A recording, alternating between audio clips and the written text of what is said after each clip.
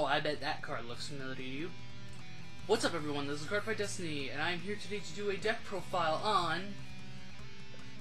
Oh, hey! Look who it is! Is Regalia of Prayer's Prey Angel. Which means, this time, yes, I am doing a deck profile on the new Regalia subclan. Or the updates to them. I already went over what Prey Angel skill did in my Witches profile, but in case you guys don't want to go back and watch that video, because you were looking specifically just for this one, what Prey Angel does is, you put this unit into the soul, if your Vanguard's in Legion, soul charge 3, and you choose one of your Vanguards to give plus 5k power to. So basically, she allows you to set up for a lot of stuff. And like I said before in the video for Witches, this card, because it's not clan specific, subclan specific, or clan specific, works really, really well if you are building a Thingsaver Dragon focused deck. Not Thingsaver Exiv, just straight up Thingsaver Dragon. This card will really, really help you out a lot for building your soul. But getting on with the triggers, I run 3 Lemon Witch Limonccino, 3 Battle Maiden Kukurihime, 4 Regalia of Farsight Clear Angel,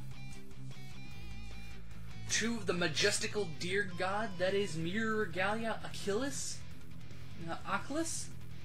however you pronounce that, but I just call him Majestical Deer God. He looks like a fusion of freaking Arceus and Xerneas. He really does. So he will forever be known as the Regalia, the Majestical Deer God to me. And 4 of the Regalia of Compassion Air Heal Trigger.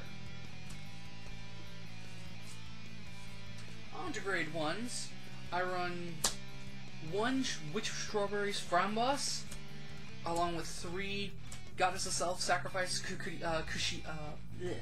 Kushinada. I wanted to say Kukurihime and then Kushihime.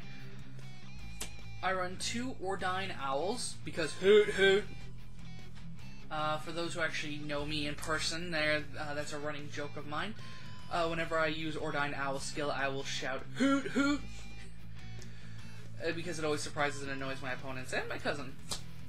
I run 3 Purification Regalia Pure Angel. Her skill, Counterblast 1. When this unit is placed on rear guard circle, it may pay the cost. If you do, choose one of your opponents. Choose one of your Vanguard. Sorry, or Regalia in its card name. Until the end of the turn, that unit gets power plus 5,000 and the skill of Soul Blast 3. When this unit attack hits a Vanguard, you would pay the cost. If you do, draw a card. And then to end off grade 1s, I run 4 Exorcism Regalia Shiny Angel. Shiny Angel skill. When she's placed on rear guard circle, choose up to 3 cards with Regalia in its card name from your drop zone, and you move them into the soul. This is why the new Regalia is so good, because now you don't have to soul charge yourself into Oblivion from your deck. You just have to make sure that you have this card in your hand when you do your soul blasting earlier, so you can recycle your soul blasts. This gets very, very... Oh, right! I realized I never told you something with Majestical Deer God. I forgot to tell you his skill. Majestical Deer God, because this is one of the cards that works Exorcism Angel so well. When the unit is put from the soul into the drop zone, choose one of your Vanguard with Regalia in its card name, and that unit gets power plus 5,000 until the end of the turn. My bad. You already know what Kukurihime does, so I don't have to tell you that. On to grade 2s. I run 2 Regalia of Fertility Freyja. Freyja's skill, Counterblast 1. When this unit, when your Vanguard legions, you pay the cost. If you do, Soul Charge 3, and then this unit gets power plus 5,000. So it's an on-legion version of Jasmine from Witches, the Genesis Witches, in which, unlike Jasmine Witches, when it's called to rear guard, if you have a Witch Vanguard, you Counterblast 1, Soul Charge 3, and Jasmine gains plus 3k. Freyja is whenever you perform Legion, you Counterblast 1, Soul Charge 3, and she gains plus 5k, making her a 14k attacker. And because, again, the skill says when your Vanguard performs Legion, she can work really well with Thingsaver Dragon, giving you a powerful rearguard hitter and the ability to fill your soul up for Thingsaver Dragon. Again, this is all so long as we don't get the clan fight roll. I run 3 Twilight Regalia Hesperis, and again, before I continue on, I know it's Regalia. I prefer to pronounce Regalia because that's just what I've been used to from for so long because of Air Gear. Anyway, when this card is put into the drop zone from the soul, choose one of your Vanguard, and it gets, when the shooting attack hits a Vanguard, choose one of your opponent's rear guards and retire it until the end of the turn. It stacks. If I have 3 of her in the soul and I Soul Blast 3, if my attack hits, you're losing 3 of your units.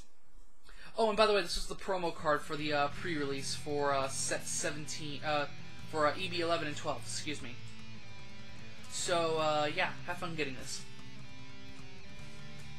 I run 3 Midday Regalia Hemera, or as I like to call her, freaking Emmy with twin tails, because she looks so much like Emmy. You can't tell from that blurred up mess of an image. Give me one moment. She looks so much like Emmy with twin tails. Bushiroad, I love you. Anyway, she's basically a grade 2 version of Shiny Angel. When she's placed on rearguard circle, look at the top, take 3 cards from your drop zone Regalia and its card name and you move into the soul. She's also the mate to Nyx, who is not in this deck. I'll get to why I don't run Nyx in a moment. And then, of course, we run 4 Regalia Fate Norn. Norn is basically a grade 2 version of Majestical Deer God. When she gets Soul Blasted, choose your Vanguard with Regalia and its card name and get plus 5k. So, yeah. On to the grade 3s. I run 2 Angelica. You know, the brake ride for Regalia. Reason I run her is she does allow you to do some setup with... she allows you to set up the soul a little bit still. And if you can get the brake ride off with her into Legion, she's devastating. Not to mention I run her still because I run 2 Minerva in this deck. We all know what Minerva does. Counterblast 1, Soul Blast 3, ditch 3 cards from your hand. When she attacks, restand her a plus 5k, and it can't be used for the rest of the turn. So, yeah, that's why I run her. That's why I still run Angelica, because I run 2 of her. And again, I'll get to that at the end on why I don't run Nyx. And of course, the big boss of the deck. I run 4 Cosmic Regalia CEO Yggdrasil. Yggdrasil skill. You perform Legion. You send 3 cards back into the deck. Line up in Legion. When you Soul Blast 6. When this unit attacks a Vanguard, if this unit is in Legion, you may pay the cost. If you do, until the end of the battle, this unit gets critical +1, and your opponent cannot guard with grade 1 or greater units from their hand. So essentially, Glory Maelstrom on crack. So yeah, and her second skill is when she attacks, she gains plus 3k. Basically, meaning her Legion attack, bare bones, is hitting 23k on its own.